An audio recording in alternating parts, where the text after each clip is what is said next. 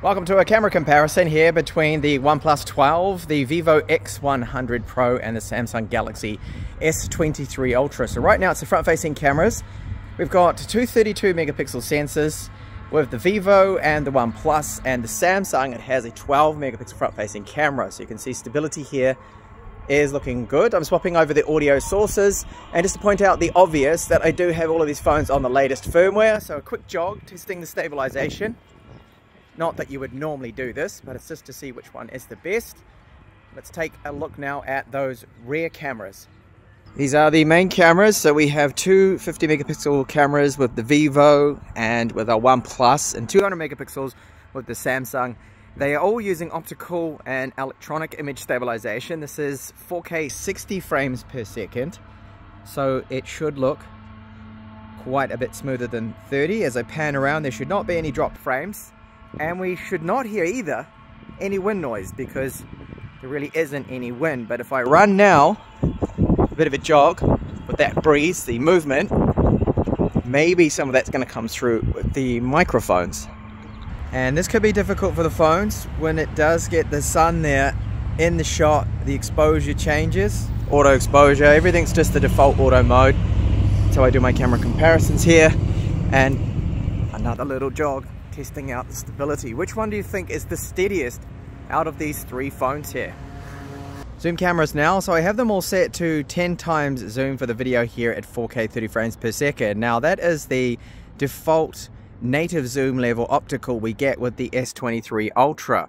Now with the OnePlus 12, it is 3 times optical. So I'll just take it back to that now, which is, there we go, that's 3 times optical, and it's 4.3, which it is now here with the Vivo X100 Pro. So that's now their optical zoom maximums for video, and before was the 10 times. And I'm not moving, trying to hold it as still as possible, but I will just walk a little now so we can test the stabilization.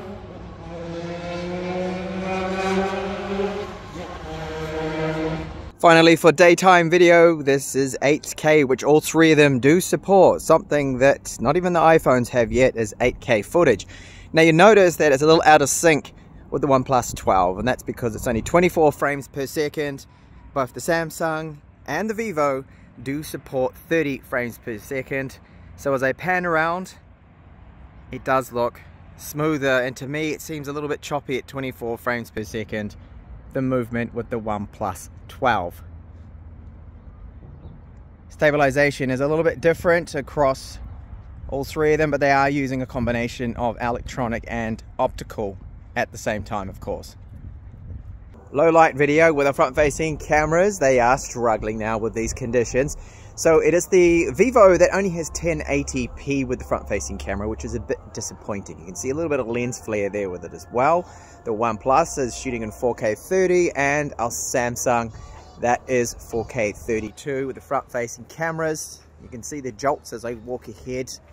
Not looking as good at all in these kind of conditions here. Low light, I wouldn't really be filming much, to be honest, with front-facing cameras when it is dark out late at night. So main cameras with low light, I would not bother with the ultra wides and low light. They are not very good at all with video. They're just not really designed for that. Now we have that Zeiss T-Star coating with the Vivo X100 Pro, and it does make a bit of a difference. It cuts down on that lens flare, that reflection, which you probably see a little bit, but I'll see if I can get it to happen with some lights now over here. We should see a bit of it happening, where you get that lens flare kind of moving around on the screen, although these phones are quite good here. It is the iPhone, which is not featured in this video, that is terrible with that, even the new 15 Pro series. But that does make a difference, that T-Star coating that it does have from Zeiss.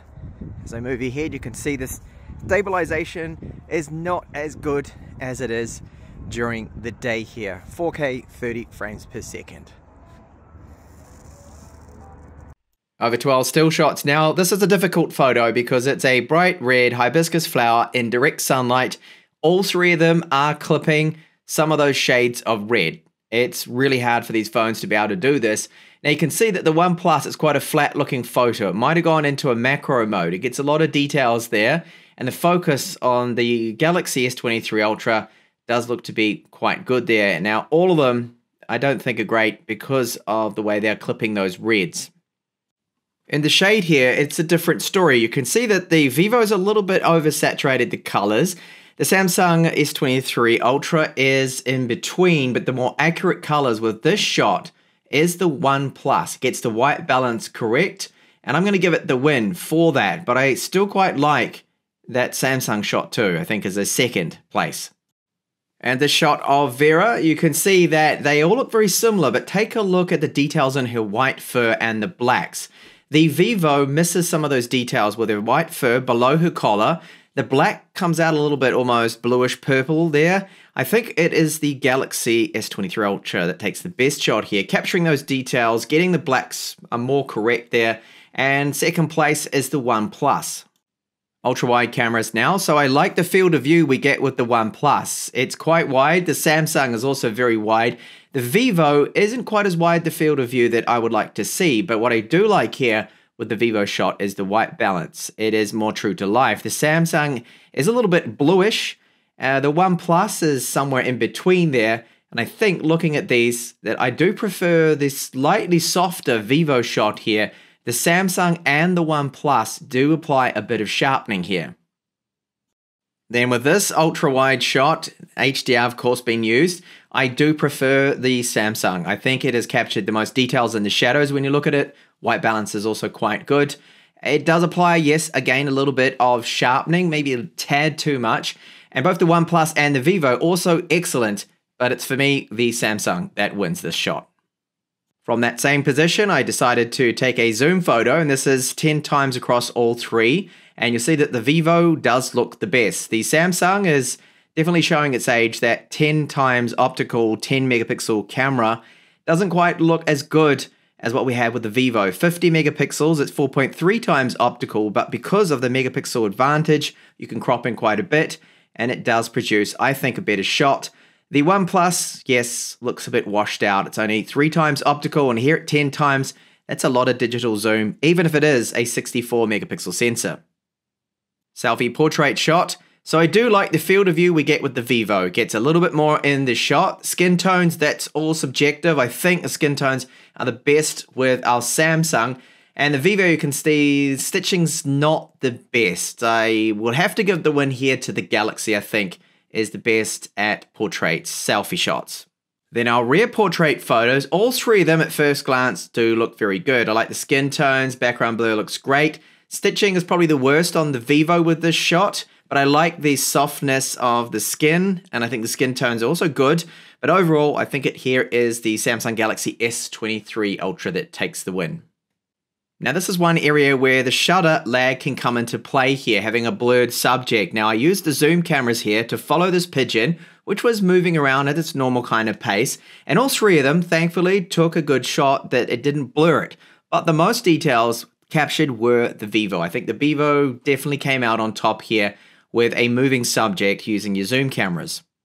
So with this photo, they almost look identical, but take a look at the sky. The Vivo, it wasn't that blue. It's a little oversaturated, the colors. I like the softness of the OnePlus, and I think the Galaxy S23 Ultra has over-sharpened a little bit here, a bit too much. The white balance is the best too with the OnePlus, so that's the one I'm picking here as the winner. Low light shots now. So when you take a look at this scene here, I wanted to point out that the lights should be very warm. So it's the Vivo that I think has this best represented because they are a real warm light that they had here, all those LEDs. But when you look at the sky, it's the worst with the Samsung. There's a bit of noise in there. The sky didn't look that bright. So it's between the OnePlus and the Vivo. Due to the white balance, the way that some of those artificial LED lights are captured, I think the most amount of detail and the best overall shot is the Vivo here for low light with this scene. Then with this shot, I think all three of them do look good. I like the background blur that we're seeing. That bokeh is great, but you'll see that the Samsung, when you crop in, is a little bit out of focus. And I held them all exactly the same, all still. I think the sharpness, the details captured, is the Vivo again, is the winner. with this shot, when you look at the sky, all three of them are not looking great. The white balance, however, is the best with the OnePlus 12. Now, the lights around here, they're a little bit orange, but not quite as orange as the Vivo's showing it. But when you look at the interior, the Vivo has captured the best amount of details, I believe, when you look at the far distance inside this restaurant here. The Samsung's not bad at all, but the sky is a little bit messy, just like the Vivo. So I think it's the OnePlus that pulled ahead with this shot. Ultra-wide low light, so they all came out all right, but look at the Samsung. The sky is looking a little bit green in areas. There's a bit of noise there, it's a bit messy. The field of view is not the best with the Vivo, however, overall, it took the more pleasant shot. It has the best exposure here, capture, the amount of details. I think it's the Vivo again. Then finally, zoom cameras. So the Vivo has the white balance off, it looks a bit green. And the Samsung Galaxy S23 Ultra's 10 megapixel camera, huge amount of noise, not good. There's also noise across all three of them. The OnePlus isn't bad. I do like the capture the best on the Vivo. However, that white balance, yeah, not good, being all green. And very quickly, I'll recap my findings. So I think the low light performance definitely went to the Vivo overall. Zoom camera, the Vivo. Low light video, Vivo. Audio quality, Samsung is my pick. The OnePlus had a little bit of wind noise when there wasn't really any wind. If you moved around quickly, the mics would pick that up. And okay, portrait shots, Samsung. Slightly better, I think, skin tones and the stitching for both front and back. And I do like what I see, however, with the Vivo having a wider field of view. That's great on a selfie camera. And then the ultra-wide, well, this was between the OnePlus and the Samsung. I think at times the Samsung was a little bit better, getting some details there in the shadows. But again, a bit of that over-sharpening was happening. Main camera have to be, I think, the Samsung, especially with the shot here of Vera. Was a perfect example of Samsung pulling ahead there. So great to see that improvement, definitely with the zoom camera from the Vivo, and that low light performance helped by the T-Star coating.